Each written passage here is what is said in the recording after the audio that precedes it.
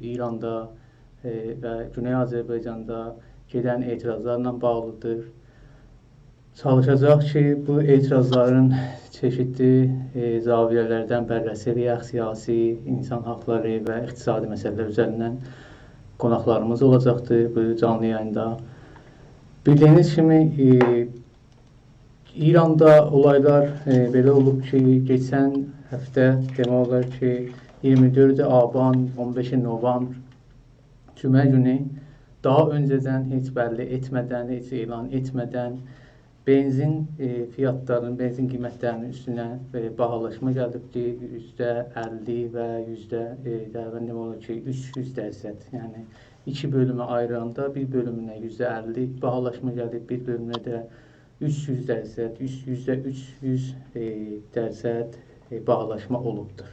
Ancaq bunu taktiklərini yan-yana qoyanda bu bahalaşmayı cümə günü elan etmələri və daha öncədən bəlli etmələri, təbiətən bunların daha təcrübələri bundan ibarət ki, cümə günü olursa tətil günü elan ediblər və ondan sonra 2 gün ondan sonra yekşənbə günü dünyada demək olar ki, bir çox Avropa ölkələrində tətil günü olduğu üçün bəlkə bunun mediatik bölümündən ya etirazların bir susturma bölümlərindən eləyə bilərlər ki, müvəffəq olar. Ancaq məsələ budur ki, Güney Azərbaycanda və İranda bir çox şəhərlərdə buna qarşı etirazlar oldu. Millət xiyabanlara gəldi, caddələrdə maşınlarını saxladı və bir çox yerlərdə təbiətən olaylar oldu. Bunlarla ilgili bu məsələnin siyasi boyutunu söhbət etdirməmiz üçün Sayın Doktor Elyar Makuyi, Cəmoh Yönetim Təşkilatının Genel Başkan Yardımcısı bizimlə olacaq. Sayın Doktor bəy, sizləri bu canlı yayında xoş gördük. Salamlar və saygılar, saygıdeğer Seyit bəy və saygıdeğer izləyicilərinizə, ayrıca 50 milyon haber ajansının çalışanlarına və özəlliklə media bölümündə əmək verənlərinə salam deyirəm, çox sağ olun.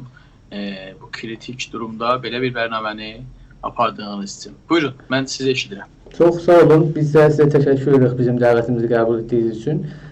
Birinci sual olaraq bunu sizdən eşitməliyik ki, İranda və Güney Azərbaycanda gedən etirazların ana mahiyyəti nədir? Seyit bəy, bu sualınıza belə cavab verməliyəm ki, 1920'ler, yani 1306'lara fikrimdən ki, o zamanlardan sonra Fars olmayan millətlər çoxlu baskılara məruz qalıblar. Amma bu itirazlarda iki yerə bölsək, bir Fars milləti, bir Fars olmayan millətlər, bu ikisi nə demək istəyirlər bu itirazlarda? Bu itirazın tarixçəsi nədir? Elə bugün mü başladı, yoksa bunun geçmişi mi vardır? Bildiğiniz kimi özellikle İran, sözde İran İslam devriminden sonra her 10 ilde bir sorun olmuştur bu ülkede. Ancak son 15 yılda bu sorunlar 10 il bir değil, 2-3 ilde bir bazı aksiyalar ve protestolar olmuştu. Bu maddi durum, yani bugün bilirsiniz, ana söz medyalarda benzinin bahalaşmasıdır. Ama benzin bahalaşmadan önce milletimizin durumu iyi miydi? Özellikle bizim Güney Azerbaycan Türk milletinin durumu iyi miydi? Ahvazdaki Ərəblər, Bəluçistandakı Bəluçlar, Kürdistandakı Kürdlər, Türkmenler, bunların durumu iyi miydi? Veya Fars bölgelerin bazı kısımlarında milletin durumu iyi miydi? Yok, belə değildi. Bu protestolar ve itirazların geçmişi rejimin neft, petrol ve doğal gazdan elde ettiği paraları öz milletine, yani İran içinde yaşayan milletlere harcaması ve tam tersine hükümetin yakınlarına ve yakında olanlarını zenginleştirmeye, ayrıca bu rejime destek veren diğer illegal gruplara başka ülkelerde destek vermeye xərcləmişlərdi, harcamışlardı. Və zaman geçdikcə millət son 20 ildə farklı proqramlarda, farklı protestlarda bu sloqanları atmışlardı ki, biz paralarımızı özümüz istəyirik, başqalarına verməyin, ancaq bu rejim bunu eşitməmişdir. O əski devrimdən öncə Şah zamanında aynı metod Şah paranı öz çevrəsinə, dostlarına xərcləməklə milləti ac və fakir saxlamışdı. Sadəcə %10 bu ölkənin durumu yaxşı idi. Devrimdən sonra yenə aynı metod davam etdi. Rejim öz çevrəsinə və öz yaxın olanlarına para xərcləməklə və çevrədə olan illegal qrupları əldə etmək üçün para xərcləməklə milləti yenə ac və fakir durumda saxladı. Bunun üçün bu günlərimsi benzinin bahalaşması bir bahana idi. Yəni bu gün gətirib bu etirazları sadəcə benzinə bağlamaq doğru deyil. Siz diqqət edərsəniz, bu aksiyalarda atılan sloqanlar %10 və ya %20'si bahalıq haqqındadır. Digər sloqanlar hamısı rejimə qarşıdır və rejimi istəməməkdən qaydaqlarındır. Buyurun, eşidirəm. Aydındır. Bu məsələyə sadəcə benzin olmamanı dediniz, bu yaptınız. Bununla yana həm Güney Azərbaycanda, həm də İran içində yan-yana etirazlar olur. Sizcə bu etirazların sonucu nə ola bilər? Bu etirazlar uğur qazana bilər, yoxsa yox? Bu etirazlar ki olubdur, əslində uğuru qazanıbdır. Yəni təkcə bu etirazlar deyil, bundan öncələr də olub. Dediyiniz kimi Güney Azərbaycan və İran və İranın digər bölgələrində bu günə qədər olan protestolar və ayaqlanmalar rejimə nəfrəti göstərməyi amacı ilə olmuşdur. Və bu hər zaman uğur qazanmaqdır. Çünki rejim son 40 yılda özün dünyada, uluslar arasında taysız, millətin yanında olan, fakirlərin yanında olan, dünya məzlumların yanında olan göstərmək istəmişdir.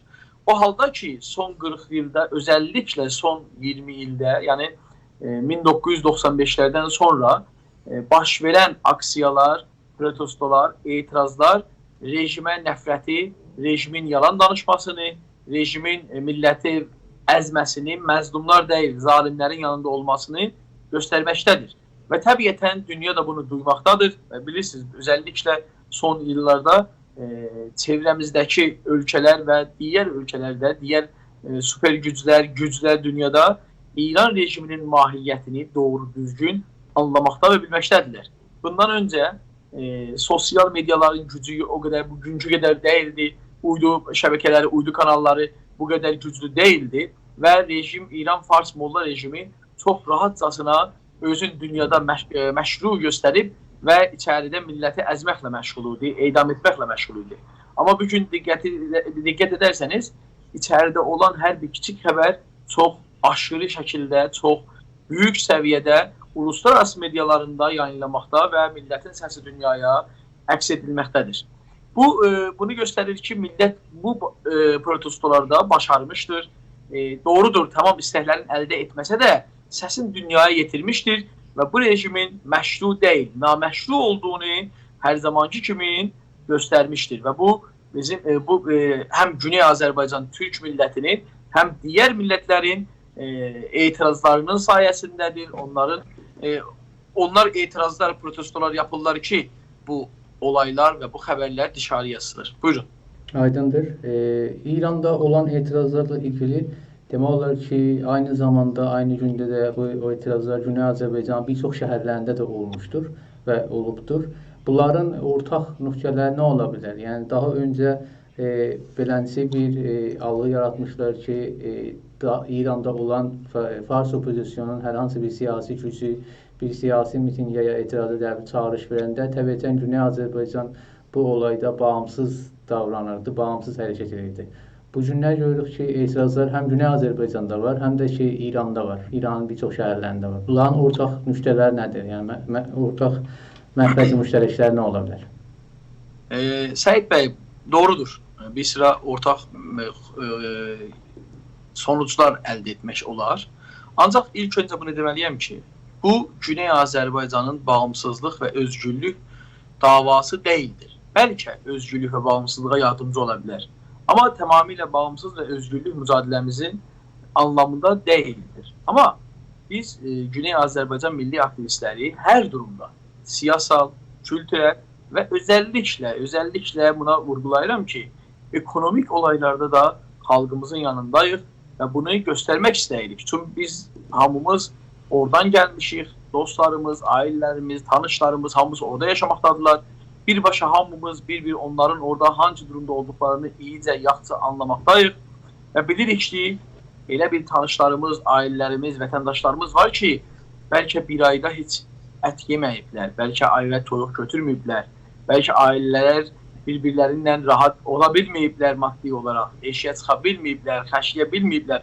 Bunların hamısını bilirik və bu ekonomi baskının nereden, biraz önce söylediğim gibi, dediğim gibi hardan qaynaqladığı da herkes bugün rejim bunu Amerika ambargolarına bağlamaq istəyir də, amma bunu hatırlatmalıyam ki, Amerika, ABD ambargoları olmadan öncə də durum yaxşı değildi, daha durum kötüydü. Bir ölkə ki, dünyada birinci petrol quyuları var, doğal gaz qaynaqları vardı, böyle yaşamamasındadır. Bugünlərimizi bilirsiniz, İranın çoxlu petroli ve doğal gazı Güneybatı Ahvaz bölgəsindən çıxır. İranın ən fakir insanları oralarda yaşayırlar. Və Azərbaycan daha belə. Azərbaycanda siz heç bir devlət yatırımı görə bilməzsiniz. Hər nə var Azərbaycanın öz evladlarını ihracatdan, ithalatdan əldə etdiyi paraları və oralarda yaptığı yatırımlardır. Amma bu günlərimizi biz millətimiz, Güney Azərbaycan millətinin yanındaydıq və etirazlar olmalıydı. Çünki bu ekonomi bunu gösterirdi ki, bu ekonomi baskılar bizim milletin üzerinde var. Milletimiz bilmelidir ki, bu rejim baskı yapır ve ama bunu dikkat etmek lazım ki biz 80 ildir Azərbaycan Türkləri olarak buna itiraz edirik. 80 ildir, 80 ildir biz deyirik ki, bu baskılar bizim üzerimizde var. Belki bugün Fars milleti son 10 ildə belki buna varıbdır. Ama bizler 80 ildir bizim milletimiz istihdamlar yoxdur, devlet yatırımları yoxdur, gəlirlər o qədər deyil. Siz diqqət edərsəniz, İrandan yabancı ölkələrə gedən turistlərin və mühacirlərin çoxunluğu Fars bölgələrindəndir. Niyə? Çünki maddi qaynaqları var. Maddi gəlirləri bizimkilərə görə daha çoxdur. İmkanların çoxu onlardadır. Amma bizim bölgə bu günlərimizi daha Şiraza görə, İsfahana görə, Kermana görə, Məşədə görə, Tehrana görə daha durumu bərbaddır maddi olaraq. Daha durumu, millətimiz daha pis durumdadır və daha baskıya məruzdur. Bunun için millet ayağa kalkmalıydı. Ama bir önemli bir nokta vardı burada. Önemli bir olay vardı. Dikkat etseydiniz milletimiz tamamıyla Türkçe sloganlar atıp ve öz kardeşlerini Türkçe birliğe, beraberliğe ve birlikte yürümeye davet edir. Ve bu çok güzel bizim hareketimizin nece etkili olduğunu, mahiyyətini göstermekteydi. Bu birlikte deyək ki, mesela Türk olmayan milletlerle birlikte işe çıkmak sadece buydu ki, biz bu günlərimizin, milli isteklerimizin yanında ekonomi baskıya məruz qalmağı da dünyaya haykırırdıq. Bilirsiniz, bu işlerin bir böyük kısmı da medyatik olmasıdır. Biz dünyaya səsimizi yetişdirməliyik, biz dünyaya biz de varıq deməliyik. Əlbəttə ki, bilirsiniz, dünyada bazı süper güc ölkələr və bazı Avrupa ölkələri bəlkə Türkləri orada görməzdən gəlmək istərlər. Amma biz özümüzü, öz millətimizin yanında olduğunu hissettirəcəyik, özümüzdə dünyaya varlığımızı hissettirmişik. Bundan daha çox da hissettirmeye çalışacağız. Aydındır. Görünen bu ki, neçə gün icra olunan sonra İranda və Güney Azərbaycanda internet bağlantısı kəsildi və demək olar ki, bu internet bağlanması nə qədər bu etirazların yatırılmasına kömək eləyə bildi və bunu sormalıyıq. Nə zaman hakimiyyət bunları xalça altında tuta bilər? Yəni bakın, biraz bir önceki sualınızın devamında bu sualın cevabı da vardı. Dediniz ki bizim millet, bu millet bu uğur kazandı mı? Uğur kazanmaların birisinin nedeni de budur ki hakimiyyət bir həftə bugüne kadar hələ də açılmayıbdı.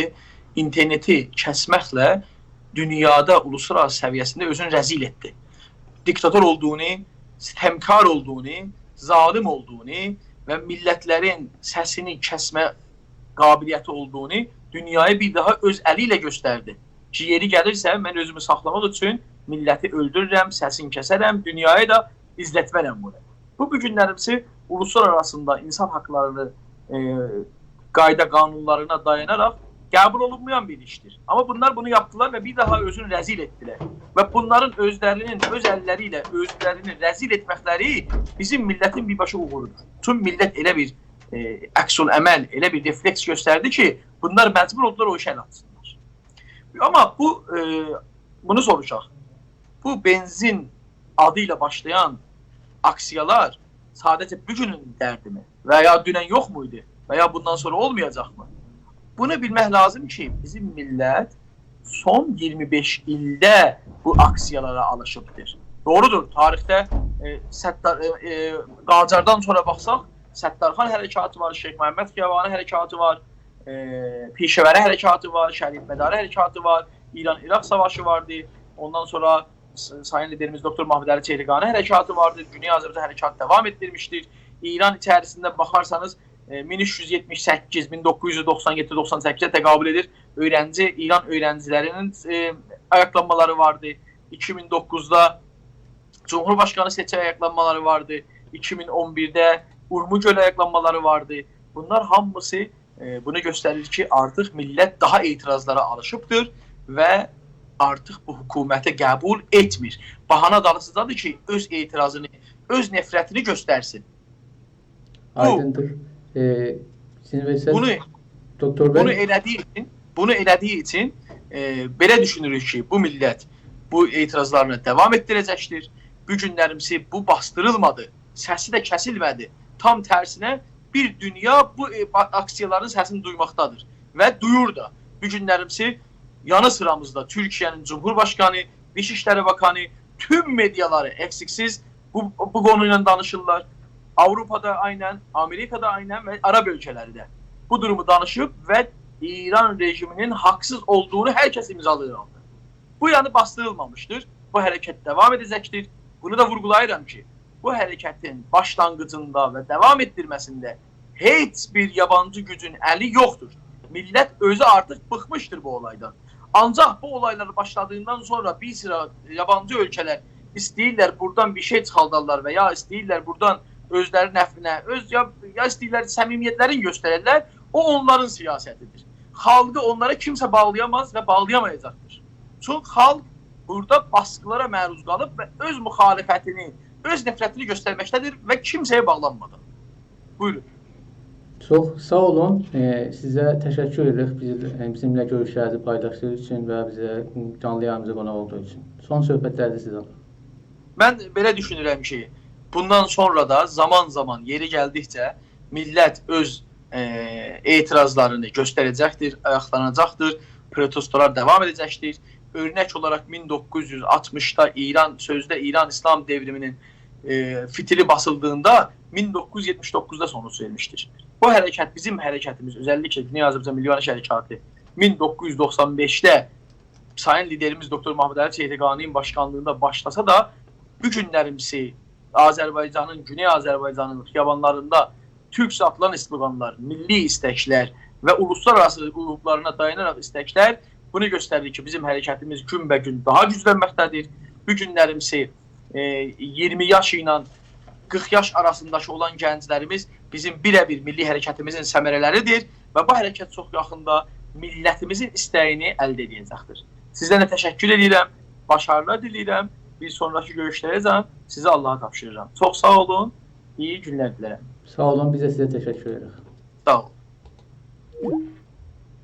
Değerli izleyiciler, bir daha Sayın Doktor Eliyar Makbi ve bizim canlı yayınımıza katıldığı için teşekkür ederiz. Ve temelli bu olur ki, Güney Azerbaycan'da ve İran'da gedən etirazlar ve protestolar sonucu her ne kadar da hakimiyyət tərəfindən örtdür, bastır olsa da, ancaq burada bir sayılar var, rəqəmlər var, insanların tutuklamasıyla ilgili, insanların öldürməsiyle ilgili hakimiyyət güclərinin tərəfindən və ən maraqlı məqamlardan da budur ki, bu olay, yəni benzinin bahalaşdırması bir nədəndir. Yəni demək olur ki, bunun təbii ki, çox böyük zaviyyələri var, çox ona etki buraxan nədənlər var burada. Bir neçə gündür ki, İranda və Güney Azərbaycanda internet bağlanıbdır. Ancaq Bir rəqəmlərlə, saylarla da danışanda İranın öz dediyinin rəsmi ekonomi ya iqtisadi Vizarətxana Bakanlığına görə benzindən əldə etdikləri gəlir 20 milyon olurdu. 20 milyon dolar olacaqdı. Ancaq görürük ki, İranda internetin bağlanması demək olar ki, bu neçə gün içində, 4 gün içində, 5 gün içində 250 milyon dolar İran iqtisadiyyatına zərər buraxıbdır. Ancaq belə nədənləri və belə bir ələviyyətləri yan-yana qoyanda bu məsələlərin nə qədərin olduğu görsənir. Sadəcə benzin ya benzinin bahalaşması deyil. Bugünkü canlı yayınımızın digər bölümündə Sayın Doktor Jalə Təbrizi ilə olacaq. Bu məsələnin insan haqları bölümünü danışacaq. İranda və Güney Azərbaycanda gedən etirazların insan haqlarının burada ayaqlanması və burada tutuluqlananların ya ölənlərin sayısı nə qədərdir və bunların haqqında nə etmək olar, necə sayılar var, rəqəmlər var, dünyada insan haqları örgütləri ya olsun Birləşmiş Millətlər İnsan Haqları bölümü bunların İranı haqqında bu günlər çox açıqlamalar verirlər və bunlar görürük ki, İrana qarşı çox uyarı sözlüklərini işlədirlər. Bizimlə canlı bağlantı ediblər. Həm sizi xoş gördük, həm başlanğıc söhbətləriniz üçün, həm də söhbətlərinizin birinci sual olaraq Güney Azərbaycanda gedən etirazlarla ilgili burada son tutuqlamalar və ya bəzi xəbərlərə görə ölənlər var. Bunların haqqında hansı bilgilər sizin əlinizdə var? Mən də salam deyirəm Səid bəy sizə və bizi qulaq asanlara salamlayıram. Hamınıza və sizdən təşəkkür edirəm bu proqramı qoyubsuz və təşəkkür edirəm dəvət üçün. Bəli, bilirsiniz ki, İranın hər yerində bu etirazlar var idi və Azərbaycanda bu etirazlar baş verdi. Amma mənim əsli məsələm budur ki, Azərbaycanda illər boyu etiraz var. Etirazlar müxtəlif şəkillərdədir. Ya reisizmin, nəcadpərəstliyinin, ırqçılığın əsasında olubdur, ya futbol meydanında olubdur, ana dilin təhsil ana dilinə etmək üçün olubdur. Hər halda bunlar həmişə xiyabanda idilər bizim millətimiz və bu dəfə bu sərasəri etirazlara da qoşuldular. Əlbəttə bu etirazlarda o şey ki, mən çox qulaq asırdım və biləmə çox da önəmli idi ki, bunlar orada da yenə öz şüarların, milli şüarların yaddan çıxartmamışlar və milli şüarları ilə qabağa getdilər. O cür ki, bilirsiniz, çoxlu tutulan olub, yaralı olub və ölən də olub. Azərbaycanda 2 nəfərin fəqət bizə adı yetişibdir ki, öldürüblər bilələrin xiyabanda. Ondan sonra yaralı çoxdur, bəli, əsasda bizə onlar yetirməyibdir. Tutulanların yetirib bizə o ki, Sipah yazır ki, 30 nəfər tutulubdur. Biz indiyəcən bizim 21 dənə 20-21 insanın adı varımızdır. 2 nəfərin ki, əlbəttə yoxumuzdur. Bəli, bilirik ki, xanımdırlar, tutulublar Qoşaçayda. Və hər halda biz bilirik ki, bizim cavanlarımızı bundan da artıq çoxlar tutublar. Biz Cumhur İslamının şivələrini qəşəng tanırıq və bilirik ki, indi sonra o adamların sorağına gedibdir ki, bir müddət onları vəsiqə ilə azad eləmişdi, ötürmüşdü. Məsələn, nümunəsi Əliyə Əzizi və öbürsülər ki, mən burada adların hamısını çəkməyə şayət fürsətimiz olmuyor. Hər halda bu Cumhur İslamı bahanə əlinə gəldi ki, bizim cavanlarımızı hər zaman işgəncə verir, hər zaman tutur, onları həbslərdə saxlayır və bu bir dənə biləsinə fürsət ələ verdi ki, yenə bizim cavanlarımızın sorağına getsin. Amma bir şey ki, mən tamam o filmlər ki, qoyulublar YouTube'larda, mən onlara baxıram, Kərəcdə o bizim çoxlu bizim insanlarımızdır. Çünki hamısının danışıqların görürük ki türkdülər, ya türkücan danışırlar, ya Azərbaycan ləhcəsi ilə, ya türk ləhcəsi ilə. Hər halda üstad əlborc deyirlər ora, təqribən oradan 60 nəfər tutublar ki, mütləq mən mütməinnəm ki, bizim türk qardaşlarımızdır, türk bacılarımızdır. Ondan sonra məsələn deyirlər Zəncanda tutulublar, ondan çoxlu vaxtı deyirlər Zəncanla Azərbaycanda 70 nəfər tutulubdur və 30 nəfərinə qoyurlar və sonra o hesabından tədad çoxdur Azərbaycan Təbrizdə. Bəli, mən mütməinnəm ki, Təbrizdə də çoxlu adamlar tutublar. Bəli, görürsünüz ki, Əfi Beynəlmilər 115 nəfərin ölmək orada, yəni öldürüblər, xiyabanda veririk. Bəli, Cümhuriyyət İslamı ondan səs çıxmır. Bəli, öbürsü yazılar 300 nəfər görsədirik, 1000 nəfər deyirlər buracan tutulubdur. Hər halda internetin kəsilməsi, olmamağı bais olub ki, biz ciddi və dəqiq xəbərlərimiz olmasın. Və burada Cümhuriyyət İslamı böyüklərin fürsəti qabağa aparır, qapları bağlayıb və belə bu ki, xaricdə də yazılır tamam ruznamələr, qapları bağlayıblar və cəmaatı qırğına çəkirlər. Mən fikir edirəm ki, bizim hamımızın elə bir mənbədən, yəni hamımız o ittila ki, əlimizə gəlmişik zindanların rabitəsində, elə o tədaddan hələ buracan şey olmayıb. Məgər inki gözətləyək ki, internet açılsın və bizim ciddi və düzgün xəbərlərimiz ələ gəlsin. Aydındır. Çox maraqlı nöqtə işarələdiniz. Təbiətən internetin neçə gün bağlanması. Burada sualım sizdən bu ola bilər. Beləncə bir durumlarda təbiətən İttilarəsanənin yanında, yəni Güney Azərbaycanın eşiyində olan Azərbaycanlılar bu İttilarəsanənin yanında hansı yollarla bu insan haqları, yəni bu insan haqları aktivistlərinə yardımcı ola bilərlər? Bəli, çox düz, qəşəng sual istəyirsiniz. Bu bilirsiniz, Səid bəy, bizim təəssüf ilə Fars medialarına az əlimiz var. Bu Fars mediaları bu zamanda çox faal idilər, çox yaxşı işlərdilər. Bizim də özümüzün medialarımız, o az medialarımızda onlardan da təşəkkür yeri var ki, onlar da başardıqları qədər istədilər İttilarəsanə eləsinlər. Amma bizim bir dənə bir şey ki, mən bu dəfə həqiqətən mütəvəccüh oldum. Biz özümüzü təhvil etməliyik bu Fars medialarına ki, bizim də xəbərlərimizi bunlar pəxş eləsinlər. Mən özüm, mən şayət məsələn ayrı zaman istəsəydilər, çox medialar ki, sual edirdilər ya telefonu təmas tuturdular. Mən bunların hamısına Azərbaycanın şəraitin, vəziyyətin tozih verirdim. Mən televizyon İran internasyonalda danışanda mən orada işarə elədim ki, biz illər boyudur xiyabandayıq, amma İttilarəsanlar eləmirsiniz, bizim məsələmizi mətrəh eləmirsiniz. Biz o təbizlər üçün, biz o şərait ki, bizə yaradıbdır rejim Azərbaycanda. Söhbət eləyəndən sonra mən bu nəticəyə yetişirəm ki, biz hər yerdə gərək bu mediaları fişara qoyaq ki, bizi də çağırsınlar, biz də millətimizdən danışaq.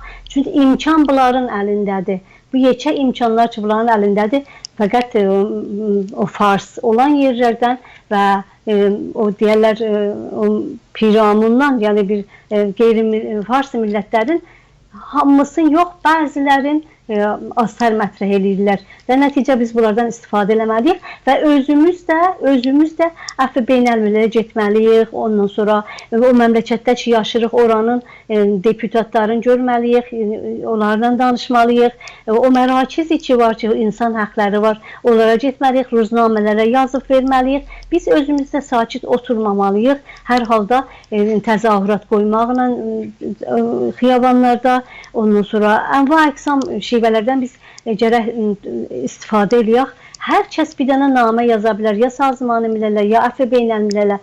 Bir nəfər, bilirsiniz, biz mütəvəccüh olduq ki, Əfi Beynəlmilələr biz yazmasaydıq, bizim Əli Hüseynini vurmayacaqdılar bir nəfər Təbrizdən. Yəni, biz mütəvəccüh olduq ki, bu cürdür gərək, hamımız bu işi görək və hər kəs eşikdədir bu işi görməlidir. Bu zatdan eləyə bilərik biz məsələmizi çatdıraq hamının qulağına və millətimizdən və o etiraz edənlərdən və ölənlərdən haqqindən difa eləyək və onların səsi olaq. Aydındır. Bu günlər Cenevre'də Birləşmiş Millətlərin İnsan Haqları bölümündə İranla ilgili çox həm və dünyada insan haqları ilə ilgili toplantılar olur. Siz əl cəmiyyəti olaraq bu toplantılarda qatılacaqsınızmı? Ya orada olan proqramlarınız nələrdir? Bəli, Səhid bəy, ona getməmişdən qabaq mən sizə bir bəyaniyyə ki, dünənlərim zaten 4 dənə güzarışgar vicə, az cümlə zat Cavid Rəhman, Profesör Cavid Rəhman, ondan sonra 3 dənə də ayrı bir güzarışgar ki, güzarışı azadiyə bəyan, ondan sonra ictimaat, azadi ictimaat bu iki, ondan sonra edamlar, bir də edamlar zadında bunlar 4 dənə güzarışgar bəyaniyyə verdilər. Cumhur İslamını bu moriddə nəqz-i hüquq bəşəri ki, orada aparılır, onu rəsminə tozih verdilər və ondan istədilər ki, bir də güzarışgar media ki, olur internet zat və istədilər ki, hər teztər medizadə interneti azad eləsinlər. Ondan sonra misakay beynəmləli hüquq bəşərə ki, hüquq mədəni siyasıdır. Buna ehtiram qoysunlar, bunları imzalayıblar, bunların haqları yoxdur. Cəmaatı edam, xiyabanda topun zad eləsinlər, güllə ilə vursunlar, haqları yoxdur. Bunları edam eləsinlər, haqları yoxdur. Bunları zindana salsınlar, bunların haqqı təzahüratları var. Onu biz deyə bilərik ki, hələ özləri qanun əsası əsli 27 əslən bu məsələyə mucib olur. Bir bu məsələ idi ki, bu dünən çıxdı, bu bəyaniyyə dünən çıxdı Cumhur İslamının əleyhinə. 2003 deyə bilərəm, Cumhur İslamı bilirsiniz də 8 noyabrda 84 dənə rəy muvafiq ilə yenə nəqz-i hüquq bəşərə oldu, müttəhəm oldu ki, zaten bu yenə insan haqlarını bu ayaq altına qoyur və eləmir və bunu dövlətlər rəy verdilər. Ondan qabaq da Bərrəsiyə Ədvari nəqz-i hüquq bəşəri İranda idi ki, Larijani gəlmişdi. Siz Laricanı görəndə onda hesablardınız ki, cəmaat onda, dövlətlər buna baxanda baxırdılar, görürlər, bunlar necə məmləkəti saxlayırlar. Hətta orada da nəzakəti icazat elən, rayət eləmirdi. Bu bir məsələ idi. İkinci məsələ sizin sualınıza qeyd edirəm. Bəli, biz gələn həftə biz zətdə şirkət edəcək forumu hüquq milli və zəbani ki, bir forumdur. 27-sindən başlayır və biz gələn həftə orduyuq, fəal şirkət edəcəyik. O zatda forumda zimni bu, bizim bir dənə təzahürat icazəsi almışıq 29-unda nahar fasıləsində Sazman Millənin qabağında bu etirazlar olurdu. Əlbəttə bunu qabaqcan almışdıq və bu etirazlar da ona izafə olur.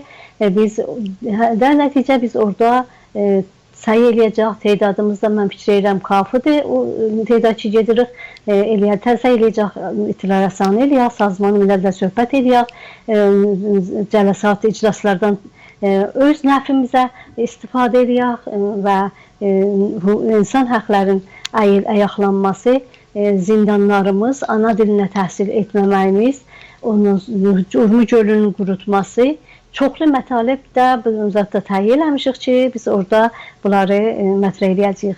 Bir də biz bir dənə zat qoymuşduq, kampeyna imza qoymuşduq, ana dilindən ötür və bəsəndəgətləri, bəsəndəcini ki, gərək bunlar pəs alsınlar. O rabitədə də o güzarışgər əsliyə ki, bu moriddə sahib nəzərdir, onu da ona təqdim eləyəcəyik imzalarını. Aydındır. O zaman sizin bu mitinginiz Cenevre'de november ayının 29'u olur. Bizim bəli zadımız etirazımız 29'unda olacaq. Bəli, söhbətlərimiz 28, 29, 27'si devam edəcək. Çox sağ olun. Sizə təşəkkür edirik bizə vaxt ayırdığınız üçün və bizim proqrama qatıldığınız üçün. Son söhbətləriniz nədir? Çox sağ olun. Mən də sizdən təşəkkür edirəm. Sağ olun ki, fikir eləyibsiniz ki, bu məsələnin üstünü açaq. Hər halda son söhbətim heç zat azadlıq istəyirəm millətimizə, zindanlarımız, ürəyimizdir, zindanlar boş olsun, bizim fəallarımız yaxşı yaşasınlar və zatları davam etsin, mübarizələri davam etsin. Sağ olasınız. Sağ olasın. Dən olacaq. Bugün Güney Azərbaycanda və İranda gedən etirazların nədənləri. Birinci bölümümüzdə siyasi məsələlərə baxdıq, zaviyədən baxdıq və ikincidə insan haqları pəncərəsindən bu zaviyyə baxanda təbiətən ilk başda dediyimiz kimi son bölümümüz Güney Azərbaycanda və İranda ekonominin ya iqtisadiyyatın son durumudur. Təbiətən bunu da xatırlamaq lazım ki, 2 həftə öncə Güney Azərbaycanın Sərab və Miyana şəhərinin arasında Türkmənçay bölgəsində olan zəlzələdən, depremdə olan millətin demək olar ki, bizə gəldiyi videolar, bizə gəldiyi bilgiyə əsasən orada ekonomi şərtləri çox ağırdır və oradakı millətimiz çox gərgin və acınacaqlı durumda yaşayır. Ancaq bu internetin kəsilməsi və xəbərsiz olması həm etirazlarda, həm də o bölgəmizdə olan insanların daha ağır durumda yaşamalarına nədən oldu. Sayın Sabir bəy zamanı sizi canlı yayımıza xoş gördük. Həm bugünkü İranda və Güney Azərbaycanda gedən etirazlarla ilgili ki, bunun böyük bir ana başlığı demək olar ki, iqtisadiyyat və ekonomidir. Buyurun. Salam arz edirəm sizin xidmətinizə və bütün dəyərli izləyicilərimizə. Hər vaxtınız xeyir olsun. Xoş gördük. Sayın Sabir bəy, bildiyiniz kimi neçə gündür ki, Güney Azərbaycanda və İranda benzin bahalaşma nedeniyle etirazlar var. Bunun benzinin bahalaştırma nedeni veya İran'ın və Güney Azərbaycanda ekonominin son durumunu sizdən eşitmək istəyirik. Ərz olsun xidmətinizə ki, üzük bilginiz vardı, son yıllarda çox ağır təhrimlərə Amerika tərəfindən, Avropa tərəfindən, Birləşmiş Millətlər tərəfindən İran çox yoğun bir təhrim olunubdur və artıq neftin, qazın o eskisi kimi sata bilmir. Və bilirsiniz ki, İranın da ekonomisi, iqtisadı çox neftə bağlıdır. Bu durumda İranın büdcəsi, hətta cari büdcəsi, yəni o büdcə ki, məsələn, hüquqları verir xarmətlərinə, hətta o bölümdə də baxanda görürsünüz ki, çox təxmini olan dövlət xarmətlərinin hüquqlarını verir, hətta neçə aylar müəllimlərin hüquqlarını verənməmiş və onlar da etiraz eləmiş ayrı bölgələr, ayrı bölümlərdə.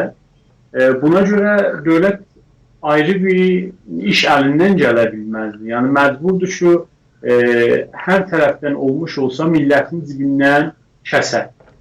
Ona görə bu benzinin ki 1000 tümənə millətə ərz edildi, gəldi bunu elədi 3000 tümən, yəni 3 kat oldu. O tərəfdən yaranə ki verildi, subsid ki verildi, ayda 45 min tümən kişi başı. Onların da bir neçə milyon nəfəri qoydu qırağa və vermir artıq.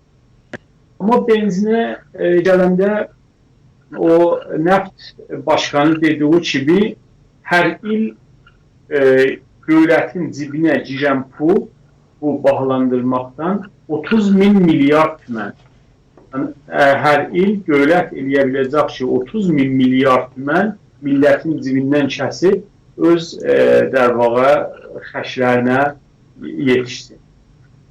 Amma baxın, benzin İranda bahalaşanda bir neçə məsələyə gərək diqqət oluna. Birdən deyirlər ki, benzin İranda qiyməti budur, Avropada, nə bilim, Amerikada İranın neçə katıdır. Amma İranda sən dolarla hüquq vermirsən ki, benzinin də pulu dolarla ola. O bir bəhsidir. İkinci bəhsi də budur ki, sənin o sistemi həmlünəqlin, yəni toplu taşıyıcı araçların Avropa ilə qabili müqayisədir ki, istəyirsən belə bir qiyas eləyəsən. Əgər bugün millət dedi ki, ya mən heç kim öz şəxsi maşının arabasını eşiyə gətirməsin, hamı istəyir metro ilə, otobusla get-gəl eləsin. Sənin bu kapasite vardı sənin məmləkətində, ya yox. Ayrıca o benzin ki, o kalitəsi, Avropada olan benzinin kalitəsi sənin məmləkətində də var, yox. O arabanın kalitəsi sənin məmləkətində var, yox. Sən məmləkətinin maşınlarının, arabalarının yüzdə neçəsi hibrididir. Bunlara diqqət eləmədən, bunlara baxmadan gəlirlər benzinin qiymətini 3 kat eləyirlər və deyirlər ki, bu məsrəfidir, dərvaqalardır və heç təsiri də yoxdur iqtisadda. Amma biz bilirik ki, hər zaman İranın iqtisadında benzin bahalaşıb, onun dalısıcan, onun ardıcan tamamı əcnaz, tamam qiymətlər gedib üstə və böyük bir inflasyona nədən olub. Mən bunu deyə bilirəm ki, bu benzinin bahalaşmağı tamam fabrikaların işlərinə, tamam o sistemi həm də millətin gündəm durumunda, inflasyonda kəsin ki, böyük etkisi olacaq və gördük da ki, neçə gün öncə benzin bahalaşmaq həman dolar neçə min tümən qalxdı, yəni qiyməti izafələşdi. Amma dövlət bir şəraitdə gəlir bu benzinin qiymətini aparır üstə ki, ayrı mənbələri, ayrı qaynaqları da var. Siz baxanda birdən görürsünüz ki, alan 210 milyar tümən maliyyat vardı ki, veriləcək, amma verməyirlər millət. Yəni, pərvəndələri var, dosyaları vardı, sazmanın maliyyatı da. Amma 210 milyar tümən muavvəq olub. Aparıb pullarını verməyiblər. Vergilərin verməyiblər. Çox maraqlı nöqtəyə gəldiniz, işarələdiniz. Müşkül problem biz görürük ki, etiraz olanların şuarlarında ya təzahüratçıların dediyi sözlərində sadəcə benzin yoxdur, görünən odur. Yəni çox köklü şuarlar verirlər, olsun rejimə qarşı. Məsələ benzin demir. Yəni benzinin bağlaşması bu nədəndir? Yoxsa İranın bugünkü ekonomisi ya Güney Azərbaycanda olan son ekonomi durumu sadəcə benzinlə çox dəyişmiş olma nədən olmuş, yoxsa bu benzin bardağı da doldurmuş, daşmış var? Benzin mənim nəzərimə zərərli idi. Yəni siz dediyiniz kimi bu sorunlar çox köklü bir sorundur. Biz İranın iqtisadına, Güney Azərbaycanın iqtisadına baxanda hər tərəfinə baxsan problemdir. Hər tərəfinə baxsan sıxıntısı vardı. Amma bu benzin də bu gündəm məsələ olduğu üçün millətin səbrini taşırdı. Millət birdən baxır, görür ki, məmləkətin dördürlərinin, yəni həkimlərinin, vəkillərinin çoxu maliyyət vermir, vergi vermir. Və heç kim də bir söz deyənmir. Ya məsələn Parsa adlı rəisi Sazman Umur Maliyyəti Vergi İdarənin başkanı gəldi, dedi ki, o milyarderlərin yarısı İranda əslən bizim sazmanda dosyaları yoxdur ki, istəyərlər vergi verərlər. Ya o insanlar ki, İranda 20 milyarddan fazla pulları var, paraları var, maliyyat vergi vermirlər. Millət vaxtı bu durumu görür ki, məsələn, o kəs ki, o şəxsi ki, milyard pulu var, heç vergi vermir, amma bu məcburdur işinə getmək üçün 2 litr benzin vuracaq, gedəcək işinə, məsələn, 2000 tümən qərar edilir, indi 6000 tümən verər, yəni 3 katın verər. Bunun səbri də bir yerə qədərdir, biləxərə. Fəqət də benzin də, bunu da təcrübə görsədib, İranda geçmişdə görsədib ki, benzin bahalaşanda ayrı yaşam qiyməti də gedir üstə, məsələn, ev gedir üstə, yemək içmək gedir üstə. Hər nə məniyə siz baxsaz, İranda, İranın iqtisadında benzin irtibatı var, rəbti var, ayrı cinslərin qiymətində və bu kəsin ki, enflasyona, böyük inflasyon olacaq İranda. Aydındır. Söhbətlərinizin başlanğıcında təhrimlərə ya ambargolara işarə edəcəksiniz və ambargolar ya təhrimlərin bugünkü amilə oluşturulmasında nə qədər etkisi var? Təhrim ərz elədim. O zaman ki, İran o əsli qaynağı ki, neftin satışıdır. Vaxtı təhrimlər olandan sonra bunu sata bilmir. Yəni xarici İranın eşiyindən bu gəlir ala bilmir. Məcburdur ki, gözün içə İranın içində bölgələrə. Ayrı bir yolu yoxdur. Ya gərəsən dərəmədini İranın dişindən, yəni İranın eşiyindən ala biləsən, ya İranın içindən. Vaxt sən təhrimsən, ayrı ölkələrlə alış-veriş yapanmısan, sən nəftini satanmısan, qazını satanmısan, məcburdur tək o qaynağın nə ola İranın içinə baxasan. Təhrimlər olmadan ya ambargolar olmadan öncə durum necə idi? Bu cür deyil. Baxın, yenə hərdən bir İran biləxərə neft sata bilirdi, qaz sata bilirdi və o nədəndən doların da qiymətin məsnun şəklində aşağı saxlamışdı. Amma bu təhrimlər gələndən sonra birdən gördük ki, doların qiyməti o səviyyədə ki, gərək olaydı getdi. Yəni da məsnun halətdə dövlət edə bilmədi ki, o doların qiymətini aşağı saxlaya. Və bunun da kəsin nədəni təhrimlərdir. Yəni təhrimlər İranı fələc eləyib, İranın iqtisadını fələc eləyib və dövlət məcburdur içərim qaynaqlara baxa. Biri benzindir, biri budur ki, pul Mərkəz Bankasına deyə pul çap eləyə, dövlətin hesabına dövlət işləyə ayrı bir yolu yoxdur. Yəni bir durumda gəlib dövlət ki, məcburdur ki, həzinələrin bu şəkildə təmin edir. Biz bu məsələdə ki, İranda etirazlar gedir, aynı zamanda Güney Azərbaycanda da etirazlar gedir. Ekonomi olaraq bölgə arasında Güney Azərbaycan və İranın başqa şəhərlərinin arasında ekonomi olaraq nə qədər fərq var, ya dəyişikliklər, fərqlər nədir? Daha öncə görürük ki, demək olur ki, Güney Azərbaycanda bundan daha öncə də çox köklü etirazlar və protestlər olmuşdu. Nədən üzürdür? Baxın, Azərbaycanda protestlər əslən mahiyyətən fərqlidir. Şəhid Ələm, məsələn, İranın mərkəz bölgələrində benzin üçündür. Ki, hər görürsünüz, hər neçə ildən bir etirazlar olunur. Amma Azərbaycanda siz baxsanız, təqribən ən azı hər həftə stadyumlarda bizim protestomuz var. Və bu göstərir ki, bizim sadəcə etirazlarımız benzinədə çox köklü məsələlərdir.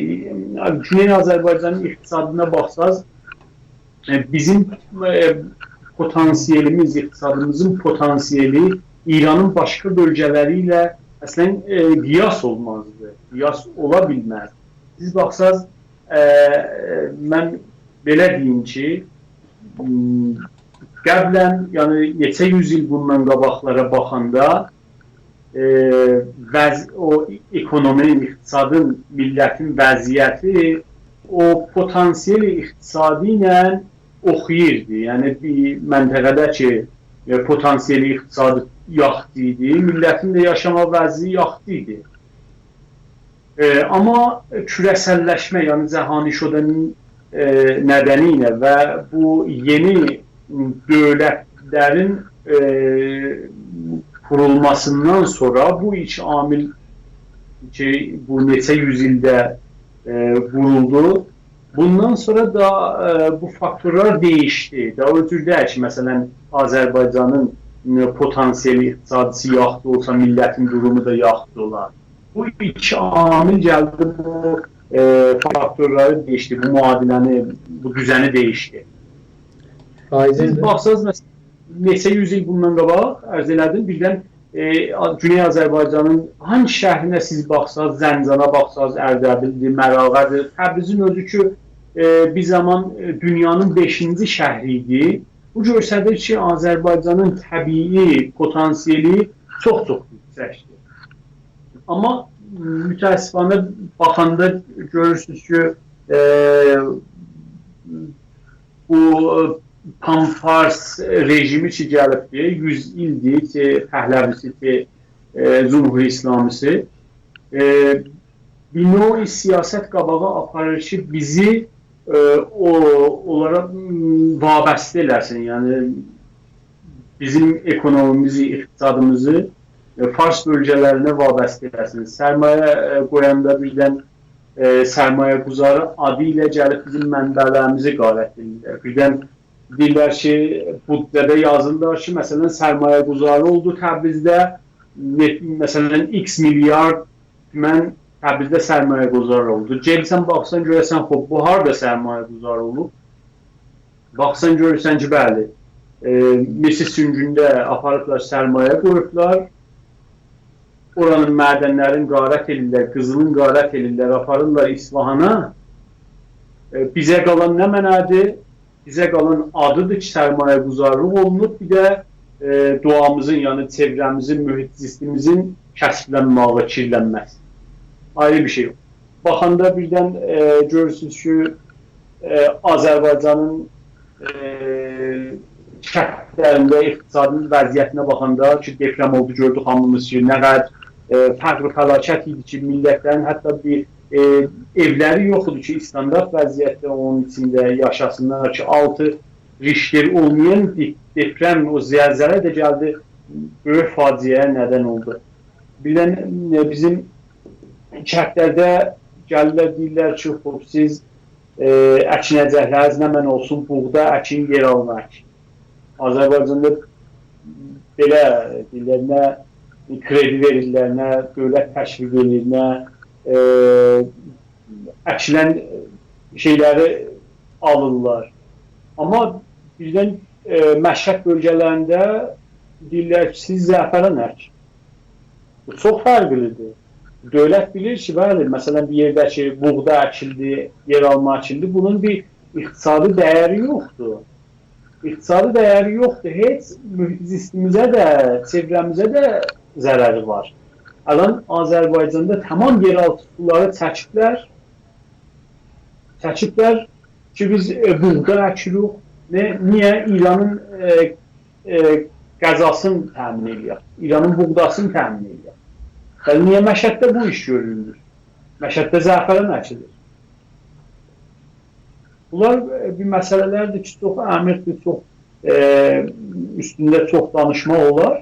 Amma halbuki İranda bir rasistli bir hərəkətlər var ki, o iqtisadda da özünü göstərir. Hər sahəsində baxanda göstərir özünü. Sərmayə quzarlıqları ki, Azərbaycanda olunur, o sərmayə quzarlıq deyil, adı talandır. Bizim mənabəmizi talan etməkdir, bizim çevrəmizə, mühit-sistemimizə zərər vurmaqdır. Sərmayə quzarlığı İsfahanda olunur, Simnanda olunur, Şirazda olunur, Yəznidə olunur. Ki, orada gelibdir Danış Bunyan, yəni Knowledge Based Economy şirkətləri qurubdur. Orada gelibdir ana sənətləri orada qurubdur, Fulat kimin, ayrı petroşimi kimin sənətləri orada qurubdur. Amma bizə gələndə də sərmayə quzarlıqları sinirlidir mədənlərimizin üstündə. Aydındır. Sizin söhbətlərinizdə bu soru çıxmaq olur ki, təhrimlər demək olar ki, İranın gəlişmiş şəhərlərinə daha çox etki buraxır. Aynı zamanda Azərbaycanda və Güney Azərbaycanda etkisi nə qədər olursa çox keçmişə dayanır ki, bu etirazlar, bu şəkildə etirazlar olubdur. Bunların ortaq nüqtələri nədir? Güney Azərbaycanın iqtisadiyyatının son bu duruma gəlməsi və təhrimlər nədənilə Fars olan bölgələrin bu iqtisadın bu duruma gəlməsi? Baxın, təbii ki, o gelişmiş məntəqələr, coğrafiyalar, bölümlər təhrimlərdən daha çox etkilənir. Ələn, birdən baxanda Azərbaycanda o qədər şirkət qoymayıblar ki, İran dışı istəyə bir iş görə ya İran dışında bir alış-verişi ola.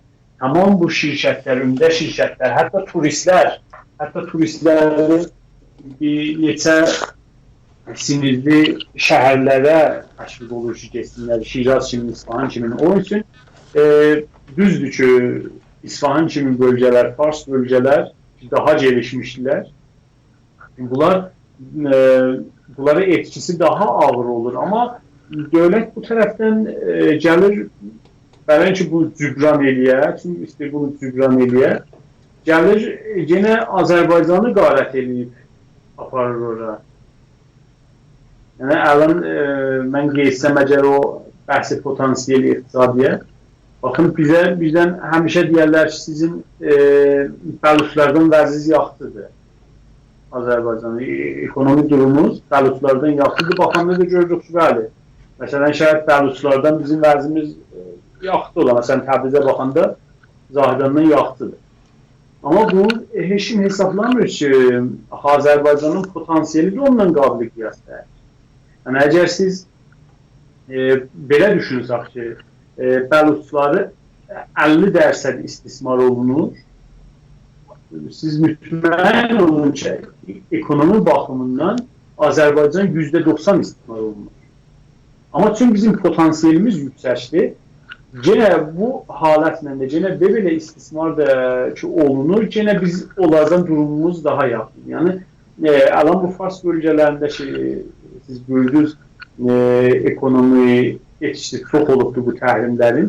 Yenə də ayrı yollarla bizim mənbələrimizi qarət edib aparırlar o Fars bölgələri. İndi Azərbaycan İsfahanın, Şirazın neçə katı vergi verir. Siz bancılara baxsaz, bancıların kredisi təkcə İsfahanda bütün Quzey Azərbaycanın, üzr istəyirəm, Güney Azərbaycanın neçə katıdır? Tək İsfahan şəhərində. Yəni, nə mənə mənbələr var, bizdən aparıb qarət edib, talan edib aparırlar. Orada ekçisi daha az olan Azərbaycandır. Aydındır. Sağ olun. Son sualımız olaraq təbiətən İranda və Güney Azərbaycanda Tehran hakimiyyətinin benzin bağlaşdırma nədəni bəlkə sizin dediyiniz kimi iqtisadi məsələ olur. Bəlkə buradan bir gəlir qaynağı əldə etmək istəyirlər. Ancaq görünən ki, neçə gündür ki, İranda və Güney Azərbaycanda internet kəsilibdir. Bunun gəlirlərin, yəni o qarşılaşdırılanda internetin bağlantısı kəsilməsi tamamilə və benzinindən əldə etdən qaynaq nə qədər məntiq ola bilər bu məsələ? Hansının ziyanı daha çoxdur?